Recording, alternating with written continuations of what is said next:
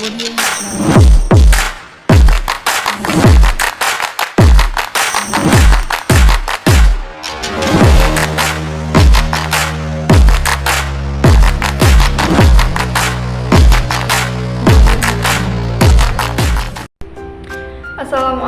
warahmatullahi wabarakatuh. Perkenalkan, nama saya Nawang Agnesia, mahasiswa baru di Universitas Samudra, program studi pendidikan guru sekolah dasar dengan NIM 2504100079. Nah, di sini saya akan memberikan edukasi tentang materi PKN yang akan saya jabarkan.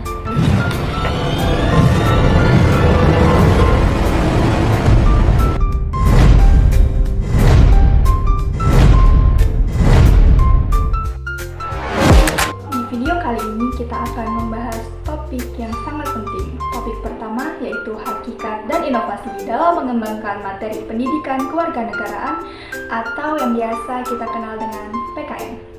PKN itu sebenarnya tidak hanya mata pelajaran hafalan seperti menghafal pasal, undang-undang, atau struktur pemerintahan.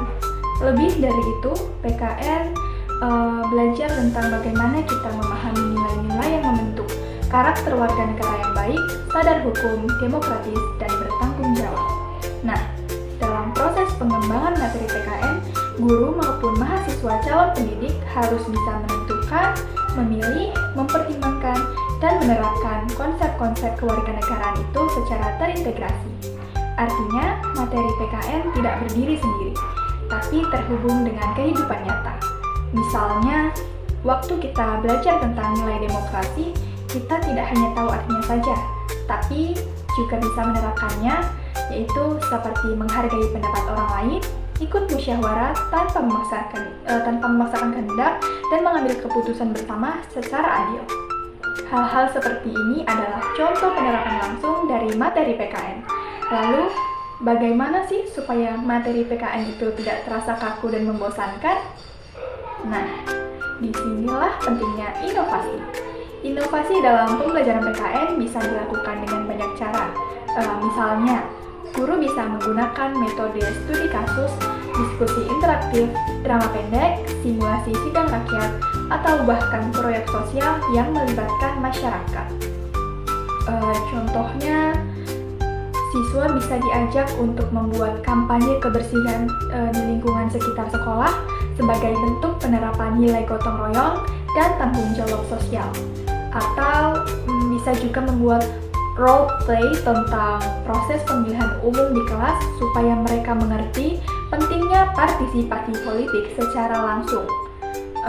Inovasi ini membuat pelajaran PKN itu terasa menjadi lebih hidup karena pembelajaran tidak hanya melalui dari buku tetapi juga dari pengalaman nyata. Dengan begitu, nilai-nilai kewarganegaraan bisa tertanam lebih dalam di hati dan perilaku siswa.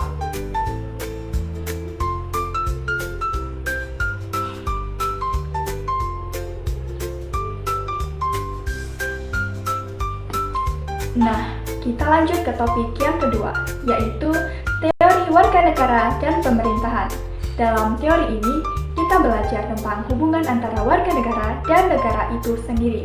Seorang warga negara bukan hanya seseorang yang tinggal di suatu wilayah negara, tetapi juga punya hak dan kewajiban yang diatur oleh hukum. Jadi, kalau kita ini membicarakan warga negara yang baik, itu berarti seseorang yang paham aturan, taat hukum, punya kesadaran politik, dan ikut berkontribusi dalam kehidupan berbangsa. Contoh sederhananya yaitu membayar pajak tepat waktu, ikut pemilu dengan jujur, tidak membuang sampah sembarangan, dan menjaga fasilitas umum. Semua itu adalah bentuk partisipasi nyata sebagai warga negara. Hal-hal kecil seperti itu sebenarnya mempunyai dampak besar untuk kehidupan bersama. Teori pemerintahan sendiri mengajarkan kita tentang bagaimana sistem pemerintahan bekerja, mulai dari lembaga-lembaga negara eksekutif, legislatif, dan yudikatif, sampai hubungan antara pemerintah pusat dan daerah. Dengan memahami teori ini, kita bisa lebih sadar bagaimana peran kita sebagai rakyat dalam mengawasi, mendukung, dan ikut serta dalam kebijakan publik. kita jadi tahu bahwa pemerintahan yang baik itu juga butuh partisipasi dari masyarakatnya juga, tidak hanya dari pejabatnya.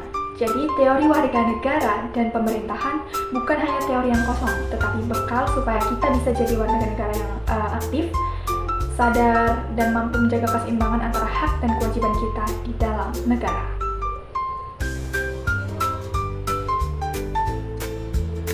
Nah, yang ketiga adalah negara dan penegakan hukum.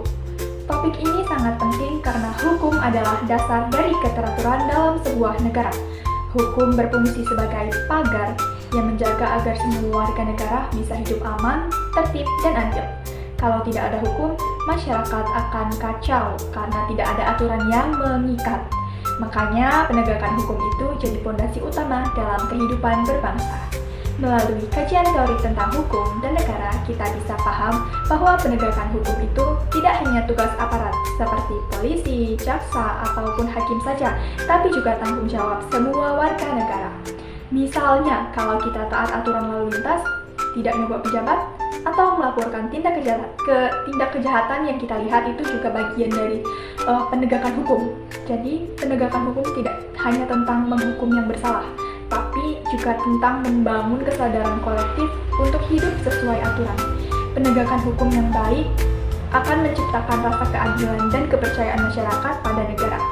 Dan kalau masyarakatnya percaya sama hukumnya, otomatis stabilitas negara juga akan terjaga.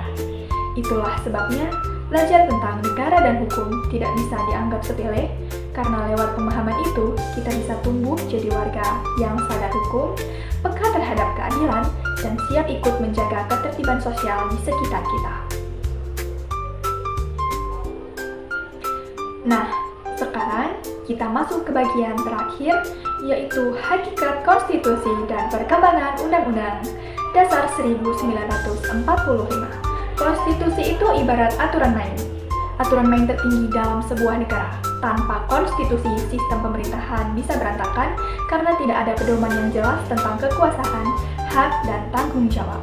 Di Indonesia, kita punya konstitusi utama, yaitu Undang-Undang Dasar 1945 atau UUD 1945. Dokumen ini bukan hanya teks hukum, tetapi juga simbol dari perjuangan bangsa untuk merdeka dan berdaulat. UUD 1945 mengatur semua aspek penting dalam kehidupan bernegara, mulai dari bentuk pemerintahan, pembagian kekuasaan, hingga hak dan kewajiban warga negara. Nah, yang menarik, UUD 1945 ini juga mengalami beberapa kali perubahan atau amandemen seiring perkembangan zaman. Hal ini menunjukkan bahwa konstitusi itu dinamis, tidak menyesuaikan dengan kebutuhan masyarakat dan perubahan sosial politik. Misalnya, amandemen UUD 1945 yang dilakukan setelah reformasi tahun 1998 itu bertujuan memperkuat demokrasi, menjamin kebebasan berpendapat, dan meningkatkan akuntabilitas pemerintah. Dengan mempelajari hakikat konstitusi dan perkembangan UUD 1945, kita bisa tahu bagaimana negara diatur secara adil dan seimbang supaya kekuasaan tidak disalahgunakan. Lebih dari itu, konstitusi juga mengajarkan kita untuk paham hak-hak dasar sebagai warga negara, seperti hak atas pendidikan, hak kebebasan berpendapat, dan perlindungan hukum. Semua itu membuat kita menjadi generasi yang sadar akan pentingnya konstitusi dalam menjaga keutuhan bangsa. Mungkin hanya itu yang dapat saya sampaikan. Apabila ada kata yang salah, saya mohon maaf. Wassalamualaikum warahmatullahi wabarakatuh.